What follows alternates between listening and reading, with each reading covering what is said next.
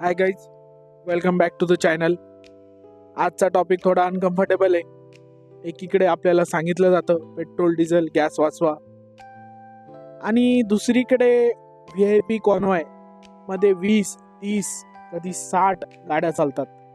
मग सेव्हिंग कोण करणार? सेव्हिंग करणार फक्त मिडल क्लास फॅमिली आणि जे सॅलरीड पर्सन आहे ते, कारण की आपण टॅक्स भरतो गव्हर्नमेंटला. रिसेंटली लोकांना सांगितलं गेलं की वर्क फ्रॉम होम करा, मेट्रो वापरा, फ्युल सेव्हिंग करा. हे काही चुकीचं नाही आहे, हे बरोबरच आहे की वर्क फ्रॉम होम करा, जिथे शक्य असेल तिथे मेट्रोचा वापर करा, फ्युल सेव्हिंग करा, हे चुकीचं नाही आहे. पण कॉमन मॅन ऑलरेडी सेव्हिंग करतो. सामान्य माणूस बचत करूनच चालत असतो. मिडल क्लास म्हणून पेट्रोल, गॅस, ऑइल सगळंच आपण वापरतो. पण ग्राउंड रिॲलिटी काय आहे? VIP कल्चर अजूनही आहे.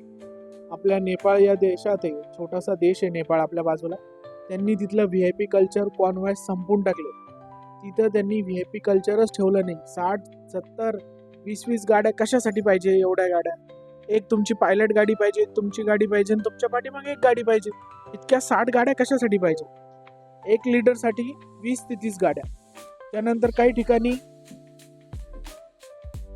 60 ते 80 गाड्या. आणि हा फ्युल कुठून येतो? हा फ्युल येतो फक्त आपल्या टॅक्समधून. हे डिझेल पेट्रोलचे पैसे कुठून येतात? तर आपल्या टॅक्समधून. एक सिंपल क्वेश्चन आहे, जसं की जेव्हा कॉमन मॅनला सांगितलं की सेव्ह फ्युल, तेव्हा सिस्टम लेवलवर सेव्हिंग का नाही? रूल सगळ्यांसाठी इक्वल नाहीत का? आपण तर सेव्हिंग करतोच आहे, पण सिस्टम लेवलवर काय सेव्ह होतोय? किती पैसा सेव्ह होतोय? आता प्राईसबद्दल बोलू, जेव्हा क्रूड ऑइल $60 ते $65 होतं, तेव्हा पेट्रोल महागच होतं. आणि त्यानंतर आता पेट्रोल अजून महाग झालं, कारण की क्रूड ऑइलचे प्राइसेस वाढले पूर्ण. तर कॉमन नेहमीच मॅन प्रेशरमध्येच. त्यानंतर वेगवेगळे लीडर्स वेगवेगळे बोलतात.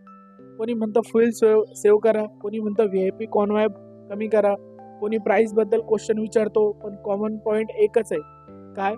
सामान्य माणसाला दिलासा कधी. त्यानंतर फ्युलची कमी नाही. प्रॉब्लेम फ्युलची नाहीच आहे कधी. प्रॉब्लेम सिस्टम डिसिप्लिनची नाही आहे, कारण की पॉलिसी आहे, ॲडवाईस आहे, पण इम्प्लिमेंटेशन एकदम वीक आहे आपल्या देशामध्ये. सोल्युशन तरी आहे का याच्यावर? काही आहे सोल्युशन आहे. तर फ्युल सेव्हिंग फक्त लोकांनी नाही तर सिस्टमनी पण केली पाहिजे. आणि VIP कॉन्वॉय कमी करा, अननेसेसरी ट्रॅव्हल कमी करा, ट्रान्सपरन्सी वाढवा. जिथं कुठं काही तुमचं डिझेल किंवा पेट्रोल वाचत असेल तिथं वाचवा.